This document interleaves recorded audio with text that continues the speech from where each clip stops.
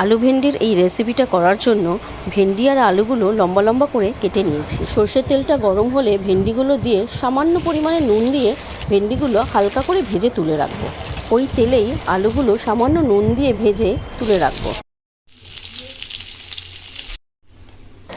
পাঁচফোড়ন ও শুকনো লঙ্কা ফোড়ন দিয়ে পেঁয়াজ কুচি দিয়ে দেব। পেঁয়াজ কুচিগুলো হালকা করে নেড়ে চেড়ে 1 চামচ লঙ্কা বাটা ও 1 চামচ আদা রসুন পেস্ট দিয়ে দেব। আদা রসুনের কাঁচা গন্ধটা চলে গেলে পরিমাণ মতো নুন, হলুদ ও লঙ্কার গুঁড়ো দিয়ে দেব। মশলাটা কিছুক্ষণ নেড়ে চেড়ে একটা টমেটো কুচি দিয়ে দেব।